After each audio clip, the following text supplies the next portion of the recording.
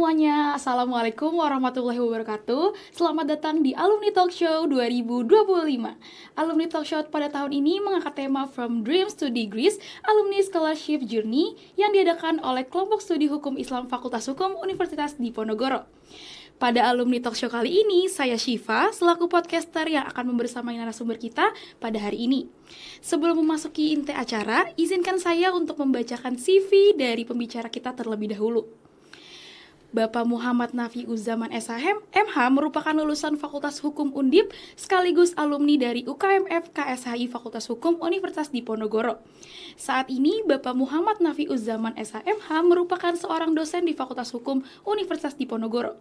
Beliau memiliki beberapa prestasi, diantaranya merupakan awardee LPDP Scholarship pada tahun 2021. Beliau juga menerbitkan belasan riset publikasi dan proyek serta memenangkan beberapa perlombaan, yakni juara 1 Essay Competition yang diselenggarakan oleh Jaringan Dokumentasi dan Informasi Hukum Batang, juara 1 Essay Competition yang diselenggarakan Komunitas Juang Kabupaten Batang, dan juara 3 Essay Competition yang diselenggarakan oleh Dinas Perpustakaan dan Arsip Kabupaten Batang.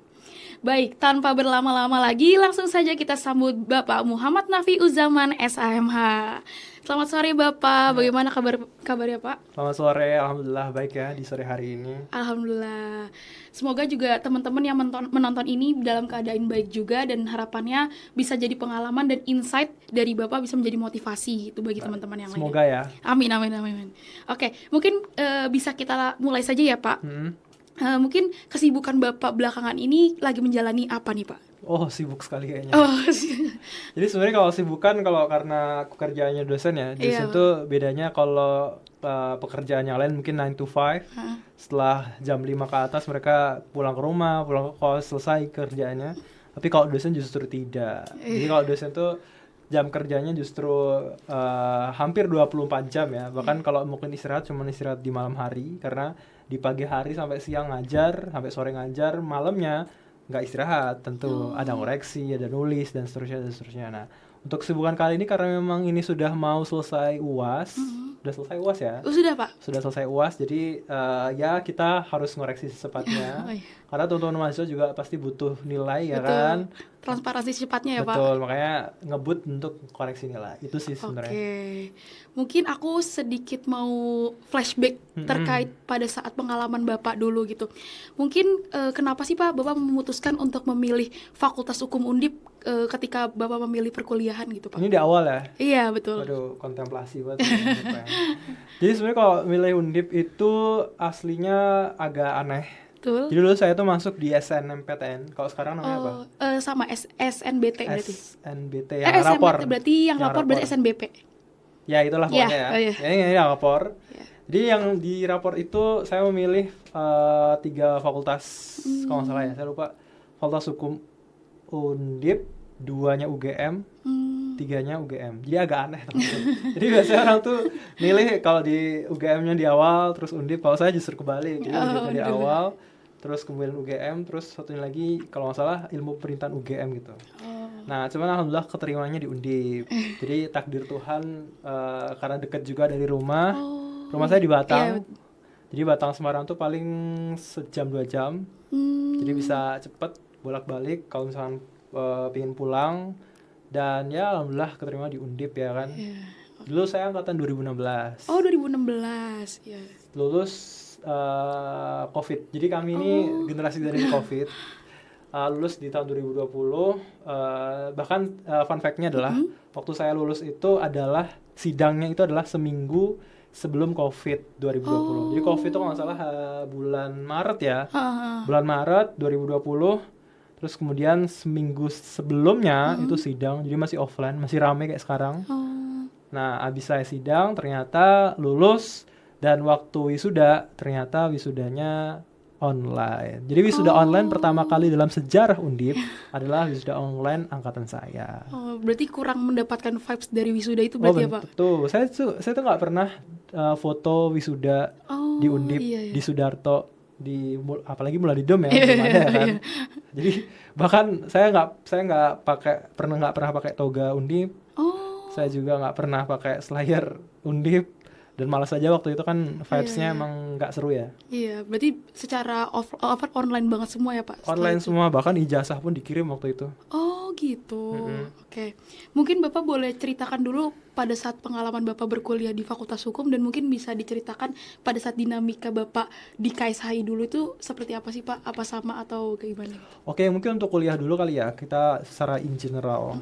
Jadi kan sebenarnya secara jarak antara saya lulus dengan saya kembali lagi, jadi lulus 2020, habis itu saya keluar dari Semarang ini, terus kembali lagi di 2024, itu sebenarnya jaraknya kan nggak terlalu jauh ya, cuma 4 tahun. Cuman saya melihat ada shifting yang besar gitu loh, perubahan yang besar dari cara mahasiswa sebelum COVID dan setelah COVID tuh kelihatan banget gitu dari orientasi mahasiswanya. Dulu kalau misalkan saya tuh masih rame-ramenya nge-BEM, rame-ramenya organisasi, orang-orang tuh memperbanyak CV-nya di pengalaman-pengalaman kayak gitu kan. Cuma setelah COVID saya lihat banyak teman-teman yang shifting ke arah mungkin outputnya lebih ke skill, lebih ke magang, pelatihan kerja, workshop gitu-gitu kan, training dan seterusnya. Nah, ada shifting tuh di situ. Ternyata saya mungkin kita diskusikan lagi ya nanti ya soal keorganisasian di zaman sekarang tuh seperti apa. Tapi yang saya amati seperti itu. Sekarang banyak banget mahasiswa yang aktif tapi CV dia magang di mana-mana. Kalau teman-teman lihat di LinkedIn tuh udah berjejer banget. Nah, itu mungkin bisa kita apa ya? Kalau saya lihatnya sih ada satu sisi yang bagus, tapi ada satu sisi di mana organisasi juga butuh penting nih untuk teman-teman kawan-kawan mahasiswa juga gitu. Karena kalau kita belum mateng secara psikis, secara kemampuan di dalam internal, mungkin eksternal akan lebih kacau seperti itu sih. Terus kalau untuk tadi apa? Pertanyaan gue KSHI ya. Nah, kalau untuk KSHI jujur kalau saya melihat sepanjang 4 tahun saya kembali lagi tuh banyak juga ya perubahan yang besar ya. Terutama dari orang-orangnya. Jadi kalau dulu tuh kalau saya tuh orangnya kayak mungkin kalau teman-teman lihat dokumentasinya di 2016 2020 tuh kayak wajah-wajah kuno gitu. Kayak maksudnya kayak baru berapa tahun tapi wajahnya tuh udah kayak kelihatan beda aja. Sekarang tuh fresh, sekarang lebih mahasiswanya juga lebih interaktif dengan dosennya gitu sih. Berarti aku agak terpantik bahwasannya organisasi mahasiswa saat ini tuh mengalami degradasi gitu ya Pak, terhadap kepeminatannya dan lain sebagainya. Mungkin ya, saya juga kurang tahu nih karena saya juga udah nggak organisasi, mungkin teman-teman KSHI yang bisa memverifikasinya ya kan. Tapi pada saat Bapak mungkin kan Bapak menjadi dosen melihat keberjalanan dan dinamika dari teman-teman KSHI, apakah Bapak terflashback atau kayak dulu saya nggak kayak gini atau ada perbedaan gitu nggak Pak? Oh, kalau perbedaan tentu lagi-lagi saya nggak bisa memverifikasinya karena saya sudah tidak masuk lagi di internal gitu ya, tapi tentu perubahan tuh pasti ada ya, pasti akan aja lah dari cara mungkin teman-teman kalau dulu kita nggak pernah berpikir rapat Zoom ya kan, kalau sekarang kan bisa Zoom, udah terbiasa, bahkan ya mungkin sering banget lah gitu. Itu yang pertama. Yang kedua, ini yang kelihatan permukaan aja dulu ya. Dulu tuh kita kalau rapat itu selalu di sayap kanan sayap kiri gedung H. Jadi kalau sore itu udah pasti banyak banget orang-orang mahasiswa yang rapat di sayap kiri, sayap kanan sama pilar gedung H. Jadi kalau dulu janjian rapat di mana? Rapat di sayap kiri, sayap kanan. Bahkan dulu tuh ada namanya Danus ya.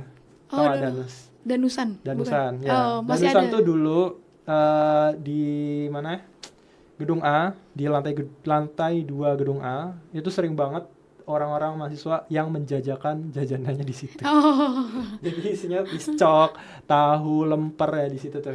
Sekarang udah nggak ada kan? Masih sih Pak. Tapi jarang kan? Ya lumayan mungkin lewat PO ya, gitu. Sekarang PO sih ya. Jadi model-model itu yang baru kelihatan secara permukaan. Belum kita bicara soal yang dalamnya. Betul. Mulai dari kaderisasinya, kualitas orangnya, kemauan mahasiswa untuk ikut organisasi atau tidak gitu sih. Terlalu kompleks ya Pak kalau misalnya dibahas gitu ya. Oke, aku lanjut nih Pak. Apa pencapaian terbesar Bapak selama berkuliah di Fakultas Hukum Undip dan ada kebanggaan tersendiri gitu Pak? Berat banget ya.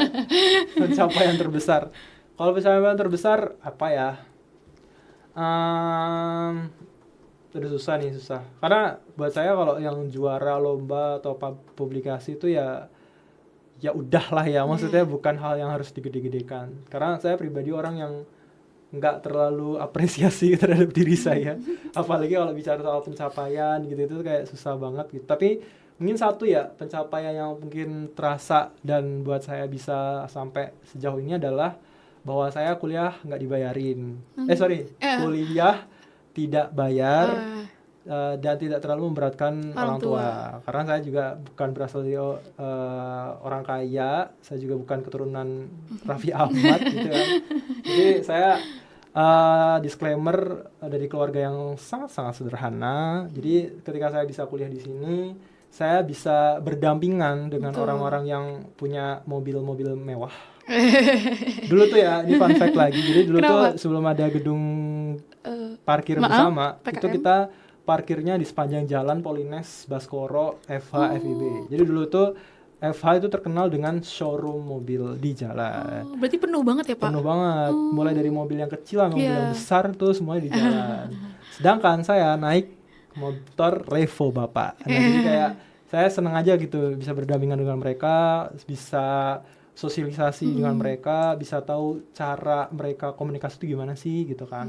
Dan itu bisa saya dapatkan hanya di FH Undip ini gitu kan. Otomatis karena kan juga tadi ya saya flashback tadi ya, dari awal saya S1 S2 tuh nggak pernah bayar kuliah, bahkan dibayarin sama negara gitu kan. Terus kemudian juga bisa bergaul dengan teman-teman mahasiswa yang lain, itu menurut saya justru pencapaian yang luar biasa. Betul. Karena kalau misalkan saya cuma tinggal di Batang di hidup saya sendiri, mungkin saya lihat teman-teman di sekitar saya di kampung saya, ya sudah gitu kehidupannya mungkin habis SMA di Batang, terus kemudian kerja pabrik.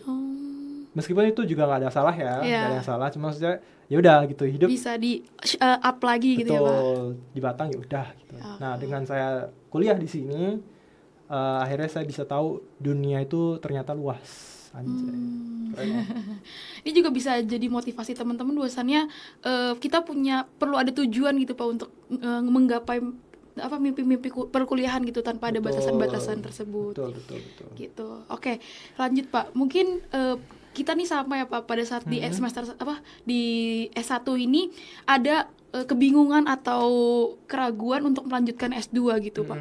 Nah, mungkin apa sih menjadi motivasi Bapak untuk melanjutkan studi S2 dan apakah itu menjadi rencana awal Bapak gitu untuk melanjutkan S2? Oke, pertama mungkin keraguan dulu ya. Poin keraguan adalah jawabannya satu, kalau misalnya teman-teman nggak merasa butuh S2, nggak usah S2, beneran sumpah. Karena banyak banget orang yang akhirnya kayak lanjut S2 karena dia nggak ngerti mau ngapain gitu. Iya bener-bener.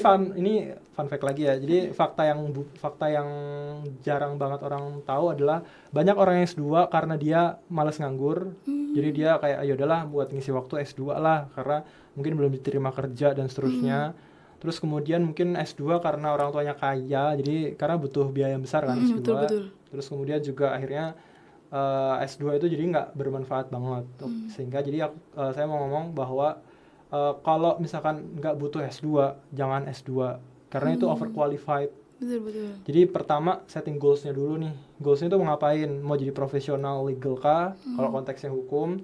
Atau misalkan mau kerja di law firm kah atau apa gitu. Kalau misalkan memang goals akhirnya tidak membutuhkan S2, nggak usah S2.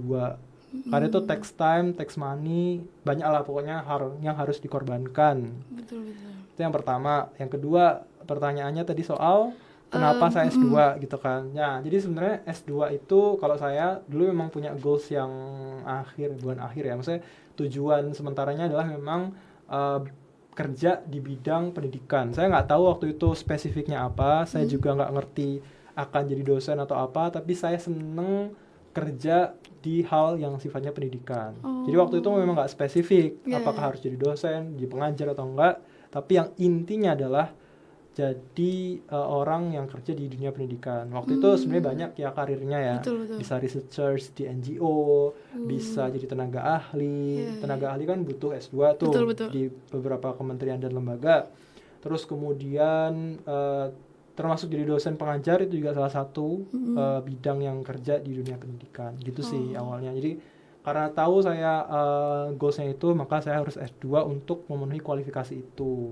Jadi S2 itu digunakan sebagai jalan untuk meraih tujuan, jangan sebagai hanya tempat transit sementara. Betul. Gitu sih. Berarti kita benar-benar harus punya plan yang panjang Betul. terhadap karir kita tersebut itu ya Pak. Benar-benar oke. Mungkin aku agak tadi bahwasannya Bapak salah satu penerima LPDP ya Pak. Betul. Itu kan beasiswa yang sangat bergengsi ya Pak. Nah mungkin kalau boleh tahu kapan Bapak mengetahui beasiswa tersebut dan apa yang pertama kali yang terlintas ketika Bapak tahu beasiswa tersebut gitu? Oke. Fun fact-nya hari ini pengumuman LPDP keluar. Oh ya. Jadi selamat untuk teman-teman yang Selamat. lolos LPDP hari ini ya. Mungkin hari ini di tag podcast ini. Nah, pertama mungkin kenapa saya mungkin awalnya dari tahu LPDP itu apa ya. Jadi saya tahu LPDP dari kakak pertama saya. Dan kakak pertama saya adalah generasi awal-awal LPDP.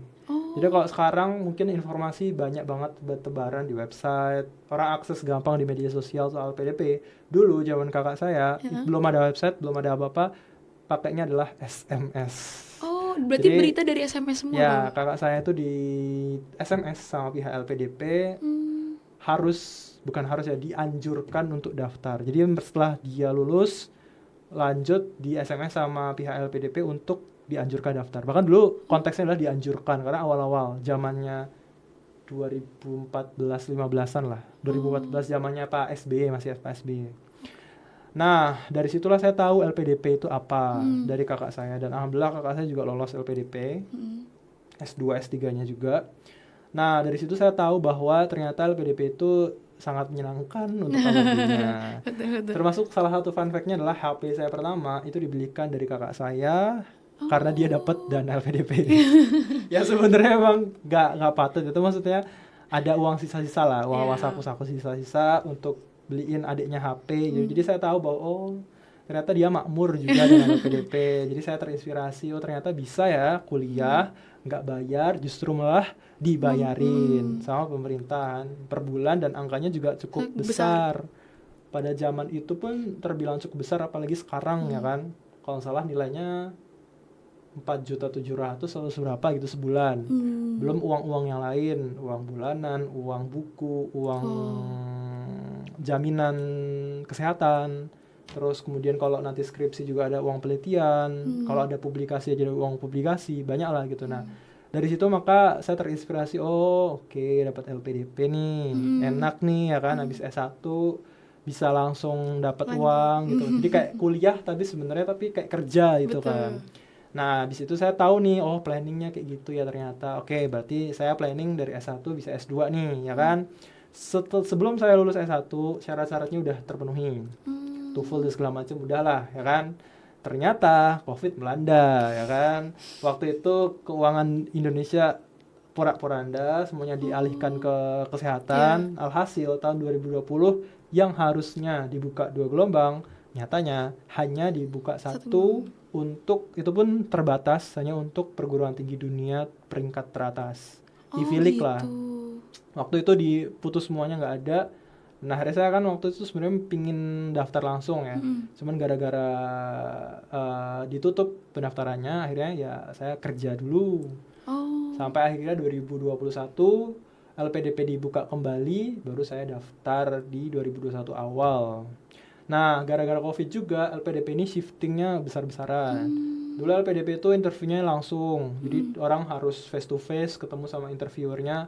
Sekarang gara-gara COVID punya metode baru, akhirnya pakai Zoom. Jadi sekarang siapapun bisa daftar dari manapun, dari tempat terpencil sekalipun, selama itu ada internet bisa. Gitu sih. Betul-betul. Berarti emang LPDP menjangkau banyak daerah juga ya Pak? Berarti? Betul. Apalagi sekarang kalau nggak salah LPDP ada ini ya, targeted group. Targeted group itu kan ada tentara, polisi sama ASN, sama kalau nggak salah daerah afirmasi. Daerah afirmasi itu kayak daerah-daerah yang terpencil, tertinggal, gitu-gitu, 3T gitu. Mereka punya afirmasi untuk mendaftar LPDP, misalkan passing grade-nya direndahkan, syaratnya tidak sesuai dengan yang reguler. Pokoknya kualifikasinya bisa direndahkan biar teman-teman kita yang berada di Papua, di daerah-daerah yang terpencil bisa ikut kesempatan untuk ikut LPDP gitu. Pada saat LPDP itu apakah ada sosialisasi terkait LPDP itu Pak? Karena kan tadi Bapak sebutkan misalnya ada hal-hal yang baru gitu ya, ada afirmasi dan lain sebagainya. Sosialisasi langsung ke pesertanya gitu. Oh, kalau sosialisasi pasti ada ya. LPDP pasti mengadakan sosialisasi gitu, cuman kalau sekarang mah udahlah ya, nggak perlu orang sosialisasi betul. Juga semua medsos juga udah ketahuan gitu loh, apa syaratnya, gimana cara aksesnya, bahkan konten-konten creator yang buat di TikTok, YouTube itu kan banyak banget trik, nah itu banyak banget lah, mereka punya versinya masing-masing gitu. Oke. Mungkin Pak pada saat Bapak mendaftar LPDP beasiswa gitu, apakah sebelumnya Bapak sudah melihat beasiswa-beasiswa lainnya atau karena kakak saya ikut LPDP udah langsung coba LPDP aja gitu? Oh, tentu pilihan kedua ya. Saya sebenarnya tahu beasiswa-beasiswa yang lain, cuman buat saya LPDP itu gampang. Maksudnya bener apa? Maksudnya saya tahu bahwa kakak saya bisa, ya pasti bisa lah. Oh gitu. Karena nggak terlalu susah karena LPDP itu keunggulannya adalah dia bukan transparan secara itu ya, maksudnya dia jelas timelinenya, kapan pembukaan, kapan penutupan, kapan dia harus wawancara, kapan dia pengumuman, itu jelas semua waktunya, dan secara pencairan dana juga tepat, nggak pernah telat. Mungkin kalau telat ada lah beberapa 1-2 case ya, tapi secara umum tepat. Dan yang terakhir itu secara besaran dana juga cukup banget gitu. Gitu sih. Mungkin kalau yang beasiswa-beasiswa lain, kalau misal compare ya pasti ada lah plus minus ya. Betul. Oke. Gitu sih. Oke, mungkin kan LPDP itu pasti kan ada kuotanya gitu ya Pak. Dan mungkin teman-teman di sini yang ada yang kurang beruntung dan lain sebagainya mau ikut beasiswa lain gitu, menurut Bapak atau tips dari Bapak bagaimana sih kita mengidentifikasi beasiswa yang paling relevan sama kita dengan latar belakang dan tujuan karir kita yang kita akan jalani gitu. Wah, ini pertanyaan banyak banget nih. Saya coba satu-satu ya. Betul. Pertama, klarifikasi. Saya mungkin belum tentu ya ini informasi masih sama atau tidak. Betul. Mungkin teman-teman bisa cek lagi. Fun fact-nya adalah saya lupa, Direktur Beasiswa LPDP itu selalu ngomong bahwa LPDP itu nggak ada kuota. Mungkin bisa diverifikasi lagi apakah masih sama atau enggak informasinya. Kenapa nggak ada kuota? LPDP itu prinsipnya adalah kalau misalkan orangnya oke secara memenuhi kualifikasi, ya dia akan lolos. Kalau misalnya enggak, udah gitu doang. Beliau yang ngomong sendiri, setiap kali beliau sosialisasi selalu ngomong kayak gitu. Nggak ada kuota yang fix seperti apa, tergantung dari orangnya. Jadi kalau orangnya lagi-lagi ya sudah memenuhi kualifikasi, dia cocok, dia lolos, ya lolos. Kalau misalnya dia enggak, berarti enggak. Itu yang pertama. Yang kedua, identifikasi beasiswa mana yang cocok dengan diri kita. Yang pertama, kalau misalnya teman-teman, ini konteksnya S2 atau S1? Bisa dua-duanya mungkin Pak. Nah, mungkin konteksnya gini ya, kalau kita dikasih beasiswa sama negara, pasti ada konsekuensinya. Udah pasti itu. Jadi kalau misalkan, contohlah LPDP. LPDP itu kalau misalnya di luar negeri, harus wajib ain, fardu ain. Dia harus balik ke Indonesia. Sehingga orang tuh harus tahu kalau misalkan daftar LPDP, konsekuensinya harus balik Indonesia. Nggak usah protes, kenapa harus balik Indonesia? Ya udah gitu, maksudnya itu konteks yang lain. Oke, silakan mau didiskusikan. Tapi yang paling penting di awal adalah kalau memang sudah tahu dari awal harus balik ke Indonesia dan orang itu nggak pingin balik ke Indonesia, ya jangan daftar LPDP gitu loh. Maksudnya kalau kita harus bisa mengidentifikasi diri kita dulu. Oke, kalau misalnya kita pengen kerja di luar negeri, silahkan, boleh-boleh aja, ya kan? Ya kalau misalnya kayak gitu, ya jangan pilih LPDP. Banyak pilihan lain yang beasiswa yang bisa provide keinginan kalian gitu kan. Jadi yang pertama harus dicek dulu nih, kalau beasiswa negara atau beasiswa swasta. Kalau beasiswa negara mana? Pasti setiap negara punya punya hal yang harus dilakukan oleh para awardinya. Karena kan konsepnya adalah investasi ya. Kalau orang investasi itu kan dia harus balik modal ya kan. Nggak mungkin dia misalkan ngasih semena-mena, yaudahlah kasihlah satu orang ini buat kuliah lah di luar negeri lah. Ya pasti dia akan ada timbal baliknya apapun itu gitu kan. Itu pun juga dengan swasta. Mungkin aku agak follow up lagi ya Bapak. Mungkin boleh. Bagaimana beasiswa yang paling relevan gitu Pak. Jadi yang pertama harus tahu goalsnya apa. Tapi kalau misalkan goalsnya memang mau kerja di luar negeri, ya jangan pilih LPDP, gitu kan. Yang kedua, identifikasi ke diri kita sendiri. Banyak orang-orang yang mungkin bukan anti ya, tapi mungkin mereka akan mikir bahwa oh lebih baik saya cocok untuk terima beasiswa di luar negara Indonesia. Dan itu sah-sah aja. Karena biasanya kalau di LPDP dia harus kayak tadi saya bilang ya, harus report setiap semester, dia harus punya kewajiban tralala trilili. Terus kemudian dia kalau mau berangkat juga ada persiapan keberangkatan. Banyak lah pokoknya yang mungkin orang merasa bahwa itu ribet, bahwa itu kayak terlalu lama, ya sah-sah aja silahkan gitu kan. Berarti emang banyak hal yang harus dipersiapkan pada saat kita memilih beasiswa gitu ya Pak? Betul. Kalau boleh tahu Pak, LPDP itu kan berarti kita harus memberikan keberdampakan setelah kita kuliah gitu ya Pak, dan harus balik gitu. Betul. Apa ada konsekuensi apabila dia tidak balik ke negara? Karena saya melihat di kasus di internet gitu banyak yang nggak balik gitu Pak. Nah itu konsekuensinya tuh jujur sampai detik ini pun nggak ada yang tegas ya. Banyak banget cara mereka memainkan itu. Misalkan contoh, tapi jangan ditiru ya.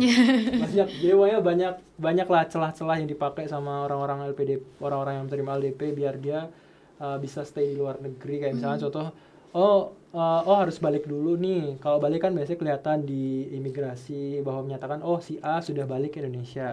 Tapi bisa saja sebulan 2 bulan tiba-tiba dia keluar lagi. Kalau ditanya apakah sudah balik ke Indonesia, sudah. Ada buktinya enggak? Bukti ada, imigrasi. Tapi dia balik, silakan. Maksudnya bukan silakan ya, prakteknya kayak gitu ada. Ada praktek lain misalkan dia nikah sama orang luar negeri gitu kan. Nah sejauh ini setahu saya belum ada hukuman yang benar-benar pasti, benar-benar tegas untuk orang-orang seperti itu. Pun kalau misalkan ada yang bilang harus mengembalikan, harus kayak gini dan seterusnya, pertama trackingnya itu sampai sejauh apa. Karena orang-orang yang terima LPDP udah ribuan ya, mungkin udah ribuan. Gimana nge-track orang-orang untuk sudah balik atau belum, itu juga PR kan. Susah ya. Gitu.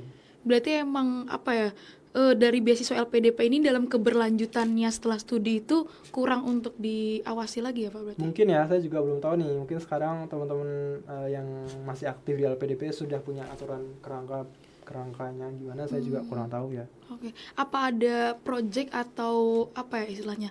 Bisa mungkin lewat pengabdian atau dengan karya dan lain sebagainya ketika kita telah lulus dari LPDP itu sendiri, itu ada nggak sih Pak? Bisa. Jadi gini, mungkin konteks keberdampakan. Betul.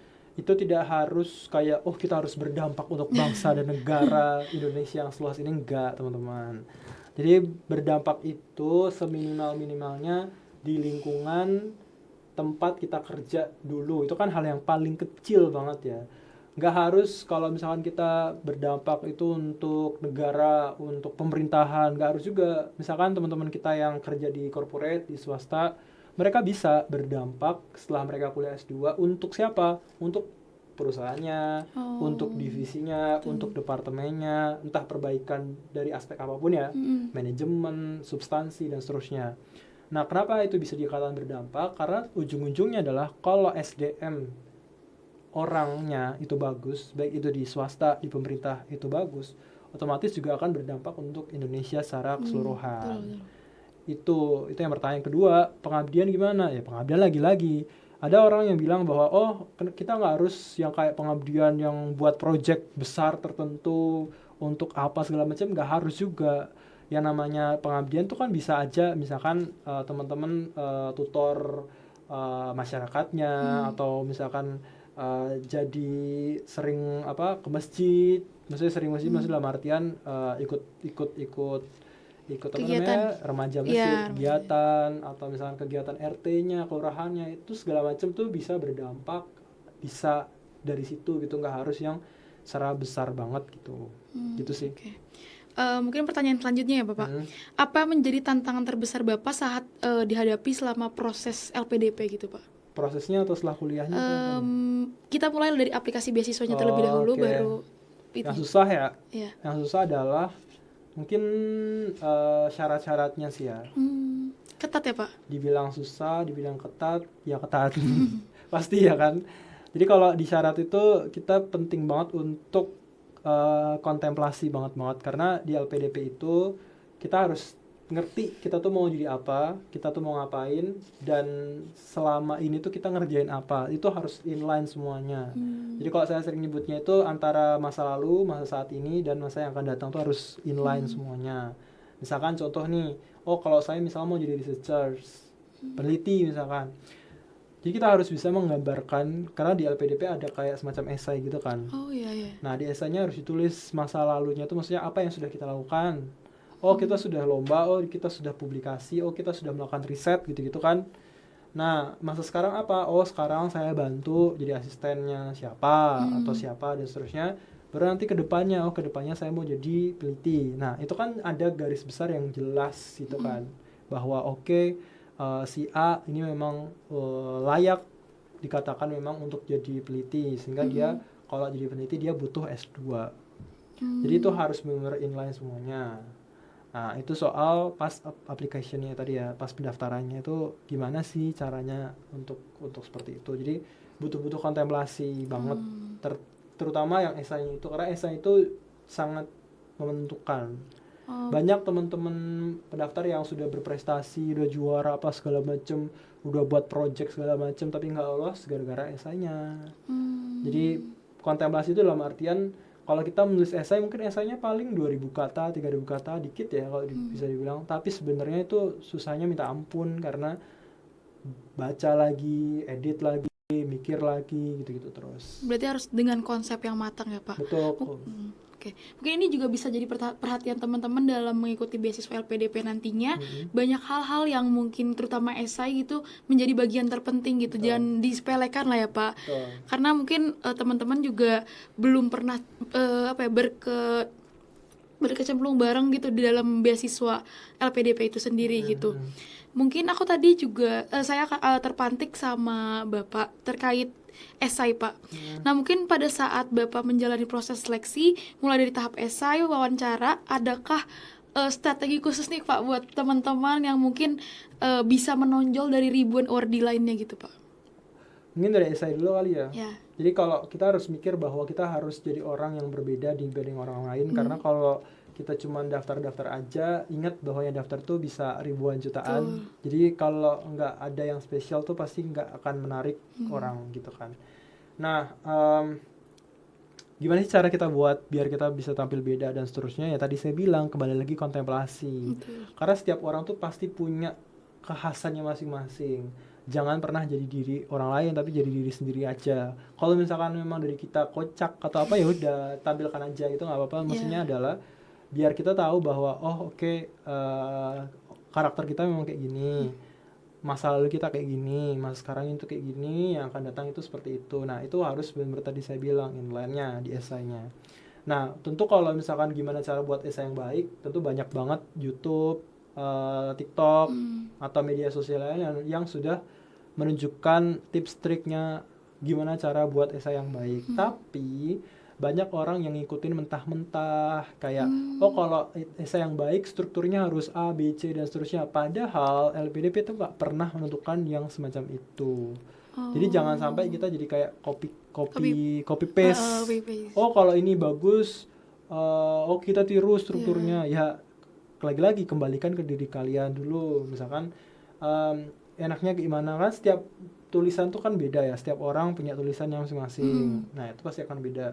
Pun dengan wawancara, banyak banget orang yang ngasih tips, bahkan kayak contekan soal. Misalkan di ini nanti akan ditanyakan kayak gini, kalau pertanyaannya A jawabannya kayak gini, dikasih di spill kan di TikTok atau di YouTube gitu. Nah bahayanya adalah itu boleh jadi acuan, bahayanya adalah jadi kita kayak robot. Robot tuh maksudnya adalah interviewnya apa, jawabnya A. Kalau interviewnya B, kita jawabnya B. Kayak semacam template banget. Dan pasti orang-orang juga akan, interviewnya juga pasti akan bosen gitu mendengarkan jawaban yang sama-sama terus. Gitu. Berarti emang pada saat kita wawancara, esai itu juga harus ditonjolkan bagaimana kita membawa ciri khas kita untuk memberikan keberdampakan itu sendiri gitu ya Pak. Terus juga berarti kalau bisa saya lihat bahwasannya esai dan wawancara itu nggak boleh kaku ya Pak. Bahwasannya itu harus benar-benar sesuai sama diri kita gitu. Dan di sana ada psikolog ya. Oh. Jadi jangan pernah bohong. Jadi kalau dulu itu selalu ada 3 wawancara. Pertama itu biasanya dari dosen asal ilmunya. Jadi kalau misalkan saya apply hukum, berarti pasti akan ada dosen hukum yang jadi penguji. Yang kedua itu biasanya dosen juga, tapi dia mungkin bisa relate dengan bidang studi, bisa tidak. Biasanya sifatnya pertanyaan-pertanyaan umum. Yang ketiga adalah psikolog. Nah, psikolog inilah yang akan melihat dari cara jawab, dari cara apakah dia genuine atau tidak, apakah dia berpura-pura atau tidak. Itu pasti akan ada kelihatan dari psikolog gitu loh. Oke. Mungkin kita lanjut ke pertanyaan selanjutnya ya Pak. Mungkin sebagai Bapak alumni dan mungkin sekarang Bapak sebagai dosen istilahnya melihat mahasiswa yang ingin mengikuti beasiswa LPDP gitu. Mungkin Bapak bisa menilai bahwasannya peran beasiswa LPDP dalam membentuk etika intelektual dan kesadaran sosial para awardinya gitu Pak. Oke. Jadi kalau LPDP itu memang tadi saya bilang ya, saya mungkin nggak bisa compare yang lain karena baru dapatnya LPDP. Kita punya ikatan yang kuat banget dalam artian kalau kita sesama awardee ketemu selalu ditanya PK berapa. PK itu persiapan keberangkatan. Jadi kayak sebelum berangkat, sebelum studi dia harus kayak ada perkumpulan dulu selama seminggu. Proses onsite-nya seminggu, tapi prosesnya bisa sampai berbulan-bulan untuk mempersiapkan itu. Terus kemudian juga kenapa tadi menjaga etika dan seterusnya, karena di LPDP itu selalu ditanamkan soal tadi ya cinta tanah air ya gitu-gitulah ya. Kita semua udah tahu gitu kan, sehingga tahu nih do and don'ts-nya tuh harus ngapain kalau jadi sebagai awardee LPDP. Dan itu selalu bukan dikunci ya, tapi dilihat sama society gitu. Mungkin teman-teman yang sering main sosial media, kalau ada orang public figure atau nggak usah public figure lah, kita ini yang awardee yang bermasalah selalu di mention ya kan. Awardee LPDP kok kayak gini, rugilah kita invest ke orang kayak gini. Terus misalkan masa awardee LPDP bertingkahnya kayak gini, pasti ketahuan banget di situ. Apalagi kalau dia public figure ya. Tasya Kamila aja lah tetap dinyinyirin kan. Ngapain kita ngasih uang beasiswa ke Tasya yang udah kaya, pun kalau udah lulus sekarang jadi ibu rumah tangga doang ya kan gitu kan. Mau di Ayunda lah, kemarin anaknya Anis ya kan. Selalu jadi pusat perhatian karena memang itu adalah uang rakyat. Jadi kami pun juga selalu mempertanggungjawabkan bahwa kami kuliah karena uang rakyat. Jadi nggak boleh kita mengkhianati rakyat, kita nggak boleh kayak semakin itulah value-value yang selalu ditanamkan sama LPDP gitu. Itu sih. Mungkin agar nantinya bisa membawa LPDP juga atau membawa nama Indonesia lebih baik lagi juga ya Pak. Karena hal itu kan juga dibawa sampai luar negeri dan lain sebagainya gitu. Mungkin pertanyaan selanjutnya, bagaimana cara agar mahasiswa dapat mempersiapkan diri secara totalitas sehingga nantinya tidak hanya sekedar daftar aja tuh Pak, tapi juga mampu menjalankan studi dan memberikan kontribusi setelahnya. Berat banget pertanyaan. Pokoknya intinya satu ya, kalau saya simple aja. Goals kita mau ngapain dulu nih. Jadi nawaitunya harus dijelas dulu di awal. Kalau misalnya nawaitunya pingin benar-benar S2, pingin lanjut, pengen dapat beasiswa, itu pasti akan ada jalannya lah. Tapi kalau nawaitunya nggak jelas, banyak orang yang belum jelas nawaitunya apa. Lagi itu saya bilang tadi awal ya, banyak orang yang S2 hanya karena untuk untuk persiapan untuk sementara lah, bukan emang goalsnya di situ. Ya lagi-lagi meskipun tuh nggak apa-apa ya, bebas ya, uang mereka ya. Mau kuliah kapan pun juga boleh-boleh aja. Cuma maksud saya, kalau memang tidak ada niatan untuk itu, ya dipikirkan ulang kembali. Kalau misalkan niatnya belum jelas untuk daftar beasiswa, mending nggak usah daftar karena capek. Mending diniatin dulu dari awal. Oke, kalau misalkan kayak gini harus ngapain gitu sih. Oke, betul. Berarti emang harus ada long term plan gitu ya Pak untuk mempersiapkan itu. Terus betul. Dikembalikan ke diri kita juga bagaimana goalsnya dan niatnya dan sebagainya. Oke, baik Pak. Jadi sebelum acara ini terlaksana, kami sudah mengumpulkan pertanyaan-pertanyaan dari teman-teman yang sangat excited menunggu alumni talk show itu, Pak. Wow, excited sekali. Dan melalui question box, dan mungkin kita langsung saja mulai dari pertanyaan yang pertama. Bapak bisa dilihat sebentar, saya tunjukkan. Oke. Ini bisa dipilih, Pak. Ini jawab semua atau gimana? Pilih 3, nanti saya bantu bacakan. Bentar, saya nggak kelihatan. Boleh.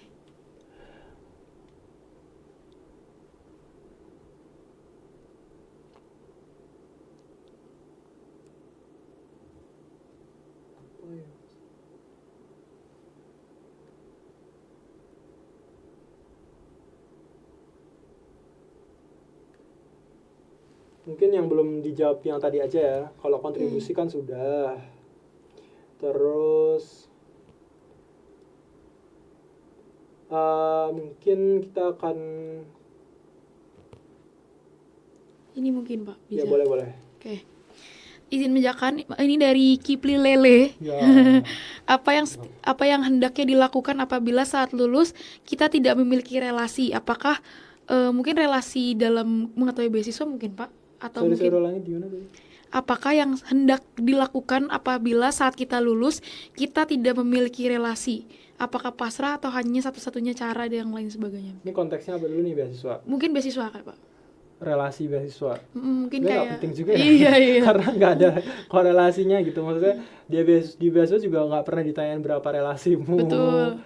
Berapa kenalanmu juga enggak. Cuma maksudnya konteksnya mungkin pertanyaannya kalau misalnya dia nggak ngerti informasi apa-apa gitu kali ya. Jadi dia nggak ngerti gimana ya. Ya simpel aja jawabannya. Banyak banget sumber informasi di dunia ini, di TikTok, YouTube, media sosial. Banyak lah ya, meskipun teman-teman atau yang nanyain no lab misalkan kan masih banyak gitu sumber informasi yang lain gitu. Silakan cek lah. Oke. Ada lagi nggak? Ada, Pak. Ini. Yang belum aja mungkin ya. Oke, ini. Apakah pada saat Bapak meng-apply beasiswa ada mentor secara khusus gitu, Pak? Mentor jujur tidak ada. Jadi meskipun kakak saya seorang beasiswa LPDP juga, tapi dia nggak memberikan tips apapun. Agak aneh sih emang kakak saya. Karena memang katanya mungkin kakak saya bilang beda caranya, beda tesnya. Jadi ngapain ngasih tips trik ya kan? Nggak relevan juga. Jadi kalau ditanya apakah ada mentor atau tidak, sebenarnya tidak ada. Saya juga banyak banget belajar dari konten-konten juga gitu. Untuk ngecek gimana sih pengalamannya, gimana sih caranya, apa sih pertanyaan yang biasa dipertanyakan. Itu pasti ada, saya belajar dari situ. Tapi kalau mentor secara personal, nggak ada. Apakah nanti pada saat kita ikut LPDP gitu, Pak, tapi kita nggak lulus tepat waktu atau ada matkul yang kita harus ngulang, itu apakah berpengaruh di LPDP-nya, Pak? Sangat tidak berpengaruh. Jadi sebenarnya kalau PDP itu nggak ngelihat, oh ini mahasiswa berapa tahun, oh ini misalkan lama lulusnya atau apa, sebenarnya nggak terlalu dilihat ya. Mungkin ya, saya juga belum tahu nih gimana para interviewer atau penilai LPDP itu. Tapi setahu saya itu nggak terlalu berpengaruh. Yang paling penting itu adalah IPK, karena itu sebagai awal gerbang masuk pendaftaran atau administrasinya lah. Selebihnya itu udah nggak ngaruh lagi. Misalkan saya lupa ya, administrasinya minimal 3 atau 3,5 atau berapa saya lupa, tapi setelah dia lulus administrasi itu udah tidak dipertimbangkan lagi. Interviewer juga nggak pernah nanya IP kamu berapa, karena itu nggak penting. Maksudnya nggak penting itu lah artian yaudah itu sebagai gerbang awal aja. Jadi kalau teman-teman yang misalkan ngulang atau misalkan studinya lebih dari 4 tahun itu nggak ada masalah gitu. Itu sih. Gitu ya. Berarti emang nggak harus teman-teman harus tepat waktu dan lain sebagainya. Mungkin ada beberapa kendala. Apalagi pada saat apply beasiswa LPDP itu kita perlu penyesuaian gitu ya, Pak, terhadap lingkungan dan lain sebagainya. Mungkin Pak, aku mau flashback dikit juga terkait pada saat Bapak menerima beasiswa LPDP gitu, Pak. Itu kan pasti yang tadi Bapak jelaskan bahwasanya ada beban-beban moral secara tidak langsung dan lain sebagainya. Tapi di luar dari hal tersebut gitu, Pak, apakah ada tantangan yang lebih signifikan gitu? Apakah seperti harus adanya target, terus apakah harus memberikan apa dan lain sebagainya gitu, Pak? Tentu tekanan itu pasti ada ya. Betul. Dan target itu jelas kalau di LPDP ditentukan sama namanya ini waktu studi. Jadi kalau LPDP S2 itu tergantung jurusannya. Ada jurusan yang ngasih waktu selama 4 semester S2, ada yang ngasih 3 semester. Beda-beda setiap jurusan. Nah, itu akan berpengaruh sama kita dalam menyelesaikan studi. Otomatis mau nggak mau, kalau misalkan LPDP menentukan 3 semester, mau nggak mau kita harus selesai, kita harus sidang di semester ketiga. Kalau misalnya lebih dari 3 semester, bayar sendiri. Oh gitu. Nah, makanya banyak yang benar-benar ngejar tesis biar cepat. Itu pun juga berlaku untuk S3. S3 juga sama. Ada yang dikasih 4 tahun, ada yang kasih 5 tahun dan seterusnya. Pokoknya macam-macam lah setiap jurusan. Tapi rata-ratanya 4 tahun. Nah, jadi mau nggak mau 4 tahun itu harus selesai. Kalau nggak selesai dia harus bayar sendiri. Udah di luar tanggungan LPDP, seperti itu. Jadi kalau dikatakan tekanan, mungkin itu tekanan yang paling berat ya. Karena banyak banget teman-teman S2 yang mungkin santai-santai, nggak banyak sih maksudnya. Mungkin ya ada yang cepat, ada yang lambat sesuai kepribadian masing-masing. Tapi gara-gara ada LPDP, ada yang ngasih tekanan, ya tekanannya ya itu sebenarnya sisi positifnya adalah kita biar rajin ya. Biar kita nggak banyak menghaburkan uang rakyat ini ya. Betul. Gitu. Oke, mungkin Pak, saya pernah juga baca tuh kasus ya Pak, bahwasannya banyak mahasiswa LPDP yang saat mendaftar gitu, mungkin asal daftar aja tapi ternyata lolos. Nah, apakah nanti ketika ia dinyatakan lolos, itu bisa ganti universitas atau jurusan dan sebagainya? Kayaknya sih nggak boleh kayaknya. Karena LPDP itu ngasih 3 opsi. 3 opsi itu 3 pilihan untuk teman-teman tuh mau daftar kemana tuh boleh 3 opsi, maksimal 3. Setahu saya kalau pergantian prodi atau pergantian universitas itu ada aturannya, tapi saya lupa rinciannya, tapi itu susah ngurusnya. Tapi tapi yang penting 3 itu, selama 3-nya ada di list, itu bisa. Jadi ya buatlah pilihan sebaik mungkin dari 3 itu gitu. Itu sih.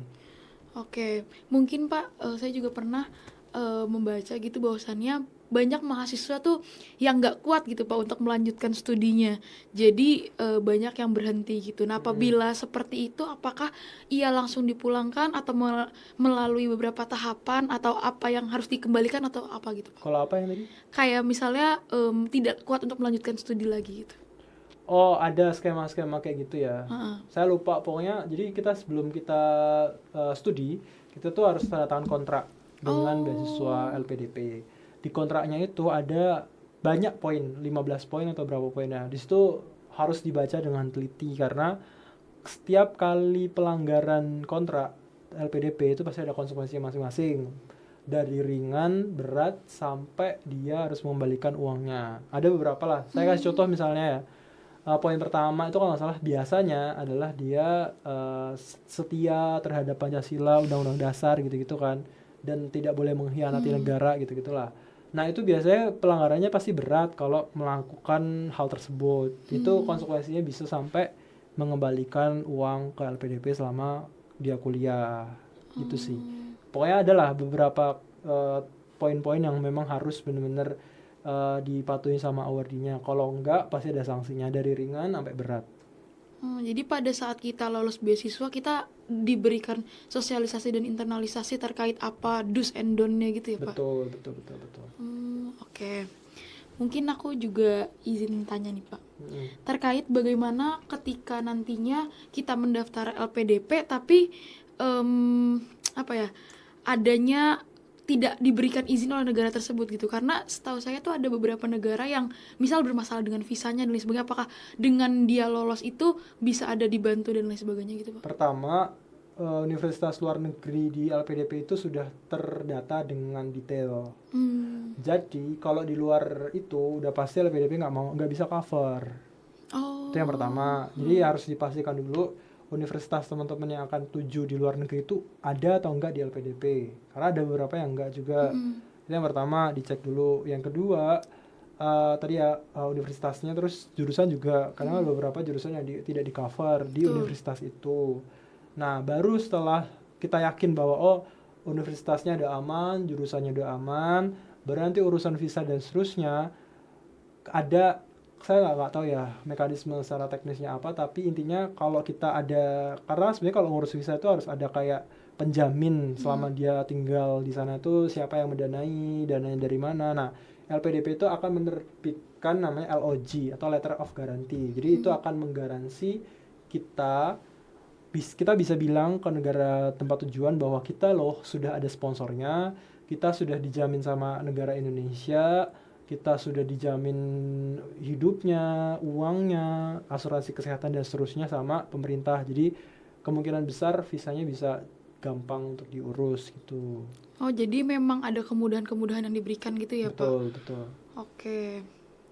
Mungkin aku izin lihat lagi pertanyaan dari teman-teman ya, Pak.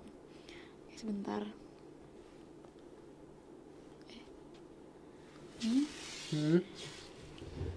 Mungkin Bapak bisa lihat atau ada yang ya boleh, silakan dipilihkan aja yang belum dijawab. Oke. Berarti kalau misalnya apakah platform yang besar dalam mencari beasiswa itu nggak harus ya Pak, atau yang ngasih insentif paling besar yang ini? Yang platform. Gimana sih nyari beasiswa yang cocok untuk kita ambil? Apakah dari platform yang besar atau yang ngasih insentif paling besar? Dan apakah yang perlu diperhatikan? Thank you. Tadi kayak itu udah jawab ya. Jadi harus dicek dulu sesuai profilnya masing-masing apa, dan kita tuh mau ngapain, goalsnya itu mau apa gitu. Itu sih. Oke. Terus tadi udah juga. Mungkin kurang lebih sama sih Pak. Bagaimana cara membuat esai tadi sudah dijawab juga. Terus sistematikanya, terus hal apa yang perlu ditulis juga sudah ya Pak. Kontribusi apa yang harus kita berikan kepada lembaga. Mungkin aku izin tanya ini Pak. Pada saat kita mendaftar beasiswa itu kan pasti tahapannya berbeda dengan beasiswa lainnya, karena LPDP punya tingkat yang lebih sulit juga. Apakah kita hanya wawancara dan yang nulis esai aja? Apakah kita harus ngirim LOA atau bagaimana gitu Pak? Jadi kalau kita golongkan atau klasifikasikan tuh ada 2 golongan. Golongan yang pertama itu dia daftar universitasnya dulu, baru daftar LPDP. Ada yang kedua, daftar LPDP dulu, baru universitasnya. Nah, kalau daftar dulu LPDP-nya, baru universitasnya, berarti dia nggak punya LOA. LOA itu Letter of Acceptance yang diterbitkan sama universitas. Nah, kalau kayak gitu, maka seleksinya bener-bener diikutin semua. Mulai dari administrasi, seleksi, namanya seleksi apa ya, TBS, bakat skolastik, pokoknya substansinya lah, kayak TPA gitu. Yang kedua, yang ketiga baru interview. Itu kalau pendaftar yang belum punya LOA. Nah, yang kedua, kalau orang itu sudah daftar universitasnya dulu, berarti kan otomatis dia ada surat yang menyatakan bahwa si A sudah terdaftar dan lolos menjadi mahasiswa Universitas A gitu kan. LOA itu namanya. Nah, kalau udah dapat LOA baru daftar LPDP, maka dia tidak ada namanya seleksi substansi. Jadi langsung dari administrasi, kalau dia lolos baru langsung ke interview. Jadi kayak bypass. Gitu. Berarti memang banyak jalur-jalur juga ya Pak? Banyak juga, namanya jalur-jalurnya ada reguler. Reguler itu berarti umum untuk semuanya. Mau orang kaya, miskin, segala macam bisa lah reguler. Ada yang targeted group yang tadi saya bilang. Targeted group itu biasanya ASN, TNI, Polri, afirmasi beasiswa prasejahtera, miskin, daerah tertinggal dan seterusnya, itu juga ada. Ada lagi skema-skema yang lain banyak banget. LPDP kerjasama sama Kementerian Agama buat beasiswa santri, beasiswa santri ada. Lagi beasiswa LPDP kerjasama dengan Kemendikbud, Kemendikdesain untuk beasiswa khusus dosen. Nah, itu banyak lah. Tapi intinya kayak gitu. Berarti teman-teman kalau semisal ingin mendaftar beasiswa LPDP bisa disesuaikan dengan kebutuhan dan jalur apa yang paling cocok dengan teman-teman. Tapi ya Pak, maaf, kenapa?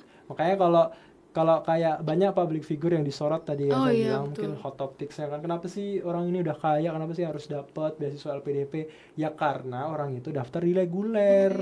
Di reguler itu nggak yang sampai, karena kalau di reguler itu full merit base. Jadi kalau dia memenuhi kualifikasi ya sudah dia lolos. Mau dia anaknya pejabat publik, mau dia orang kaya, mau dia orang miskin segala macam, kalau masuknya reguler dia pasti yang lolos. Nah, yang harus prasejahtera itu namanya targeted group yang memang afirmasi gitu. Itu memang diperuntukkan untuk teman-teman kita yang ya tadi ya prasejahtera, daerah 3T gitu-gitulah. Oke. Mungkin aku pertanyaan juga Pak, pada saat kita mendaftar LPDP apakah kita bisa pakai jalur dua jalur sekaligus? Itu nggak bisa, berarti satu-satu ya Pak? Satu-satu. Harus milih salah satu. Jadi ketika kita tidak lolos di satunya baru boleh daftar selanjutnya atau enggak, gimana Pak? Nggak bisa, bahkan LPDP kalau nggak salah ya, kalau misalkan kita nggak lolos, kan setahun ada dua gelombang. Kalau misalkan kita nggak lolos di gelombang pertama, itu nggak bisa daftar di gelombang kedua. Dia harus daftar di tahun yang selanjutnya. Kalau nggak salah kayak gitu deh. Karena biar dia tahu salahnya tuh di mana, biar tahu dia koreksinya di mana, baru dia bisa daftar di tahun selanjutnya. Kalau nggak salah ya, kayaknya gitu deh. Kalau dia nggak lolosnya di administrasi, dia bisa daftar di gelombang selanjutnya. Tapi kalau nggak lolosnya di interview, dia bisa daftarnya di tahun berikutnya. Gitu. Jadi kesempatannya ya di tahun berikutnya seperti itu ya Pak. Mungkin aku juga mau flashback dikit Pak terkait ketika kita di sana mengikuti LPDP gitu. Nah, kan pasti membutuhkan biaya yang cukup besar ya Pak. Apalagi dan nggak semua biaya hidup kita tuh di cover oleh beasiswa LPDP gitu. Dan ada beberapa juga yang mungkin mereka nggak sanggup untuk pola kehidupannya gaya hidupnya gitu. Nah, itu apakah di sana tuh banyak mahasiswa yang mungkin terlantar atau emang bisa difasilitasi sama duta kebesaran di sana gitu Pak? Pertama, kalau misalkan dalam negeri ya, setahu saya banyak yang sebenarnya udah cukup banget lah PDP, karena hampir semuanya di cover ya, mulai dari living cost-nya per bulan, terus kemudian ada tadi tuh uang buku setiap tahun 2 kali, besarannya juga cukup lumayan. Belum juga nanti kalau misalnya kita nulis tesis, disertasi, ada uangnya lagi. Kalau kita mau penelitian juga ada uangnya lagi, termasuk kayak BPJS Kesehatan minimal kelas 1 juga dibayarin setiap bulannya. Pokoknya banyak lah. Kalau pengalaman saya di dalam negeri ya udah cukup untuk bisa hidup gitu. Kalau misalkan mau lebih atau gimana kayak itu ya itu urusan pribadi orang-orang ya. Tapi kalau secara normal harusnya sih bisa cukup. Nah, kalau di luar negeri banyak yang struggle juga soal kehidupan di luar negeri. Yang saya tahu dari teman-teman saya yang di luar negeri, dia ada yang cukup memang, tapi ngepres. Kalau misalkan dia memang pingin nabung, dia harus kerja part time. Gitu sih. Gitu. Oke, baik. Mungkin Bapak bisa kasih sedikit istilahnya wejangan lah untuk kita pada saat mendaftar beasiswa tuh apa sih Pak gitu. Pertama saya nggak mau memberikan wejangan karena kalau wejangan tuh kayak udah berasa tua banget ya, kayak udah gimana gitu kan. Tapi kalau misalkan pesan ya tadi ya, pesan boleh pada saat mendaftar gitu Pak. Ya lagi-lagi pesannya satu aja, pokoknya kalau misalkan teman-teman udah niat, udah setting goalsnya jelas mau ngapain dengan beasiswa itu, dengan teman-teman kuliah S2 itu udah pasti saya jamin lancar lah. Karena banyak orang yang nggak lolos gara-gara ditanya sama wawancara, kamu mau jadi apa? Oh, jadi akuntan. Oh, emang pengalamanmu ada akuntan? Oh, nggak ada, pengalaman saya olahraga lah, kan. Atau misalkan ditanya kenapa mau S2? Ya karena disuruh sama orang tua lah, kan nggak cocok. Maksudnya kayak yang paling penting itu adalah kita goalsnya tuh apa, ngapain sih kita harus S2, itu harus dijawab dulu. Kalau emang jawabannya belum kuat, nggak usah. Yang pertama. Yang kedua, ngapain sih harus daftar LPDP atau beasiswa? Kalau alasannya nggak kuat, nggak bisa, nggak lolos, nggak mungkin lolos bahkan. Jadi yang pertama, yang paling utama wejangannya, nggak wejangan. Maksudnya pesannya adalah yakinin dulu goals itu mau ngapain. S2 itu butuh atau tidak butuh, atau gimana nih konteksnya. Kalau misalkan sudah clear semuanya, nanti pasti akan ngikutin kok. Oh gitu ya Pak. Oke, berarti emang harus berkontemplasi juga ya Pak, antara berkesinambungan lah ya, antara mimpi, goals, dan juga apa yang kita taruh dalam pendaftaran dan segala. Betul.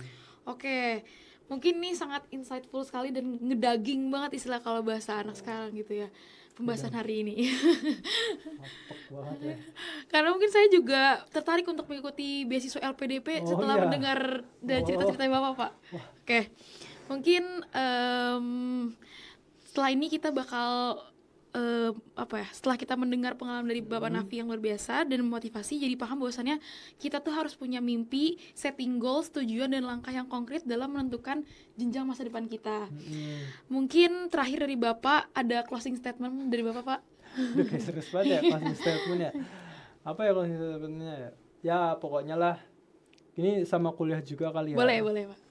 Jadi pokoknya kalau closing statementnya dari kita obrolan yang tadi itu adalah ini sih, pokoknya intinya teman-teman mumpung mahasiswa sekarang ya kan, mau semester 6, semester 8, semester 4, apapun lah, yang paling penting itu adalah dicobain dulu semuanya waktu mahasiswa. Kalau misalnya teman-teman udah yakin pada satu minat tertentu, digali sedalam-dalamnya, karena itu penting banget untuk nanti ke depan, entah mau kerja, entah mau kuliah lagi S2, itu pasti akan berguna banget. Ikut organisasi, magang dan seterusnya, diambillah semua skill-skillnya itu, baru nanti kita bisa bicara setelah lulus tuh mau ngapain. Nah, kalau untuk beasiswa ya lagi-lagi saya bilang tadi itu harus kuat dulu alasannya mau ngapain gitu loh. Emang penting S2. Kalau emang jawabannya nggak penting, nggak usah S2, ngapain. Terus yang kedua, emang saya butuh beasiswa S2 LPDP atau beasiswa yang lain. Kalau jawabannya nggak butuh, nggak usah daftar ya, karena orang tuh bisa hidup tanpa S2 gitu ya kan. Maksudnya nggak harus yang S2 juga gitu loh. Ini kan jadi demotivasi. Maksudnya bukan suatu hal yang pakem lah. Iya gitu loh. Kayak misalnya contoh gini, kalau misalnya teman-teman mau daftar kejaksaan, jadi jaksa, apakah butuh S2? Tentu jawabannya tidak, karena kualifikasinya adalah S1 gitu kan. Jadi S2 tuh nggak penting untuk kalau misalkan daftar kayak gitu. Baru nanti kalau misalkan udah daftar jadi jaksa, jadi hakim, baru untuk pengembangan karir, barulah butuh S2. Kalau dari awal nggak penting. Demotivasi. Demotivasi. Tapi memang harus sih Pak, untuk kita tuh mengetahui apa yang setting goalsnya, jangan sampai hal itu jadi mengisi kekosongan yang tadi Bapak bilang itu. Gitu. Oke, tidak terasa udah berakhir Pak diskusi kita. Tidak terasa. Saya terasa banget ya. Mohon maaf Bapak apabila dari kami banyak kesalahan teknis dan juga kekurangan. Saya Syifa selaku broadcaster dan juga mewakili teman-teman mengucapkan terima kasih atas kesediaan Bapak sudah meluangkan waktu di tengah kesibukan Bapak untuk menjadi narasumber hari ini. Mungkin lewat Alumni Talk Show ini teman-teman yang bisa menonton bisa mendapatkan bekal dan juga motivasi yang bermanfaat. Bisa juga wejangan-wejangan dari Bapak Nafi tadi bisa jadi pegangan buat teman-teman saat mendaftar beasiswa. Oke, terima kasih telah menonton podcast ini. Wassalamualaikum warahmatullahi wabarakatuh. Sampai bertemu di Alumni Talk Show 2026. Sampai jumpa. Sampai jumpa.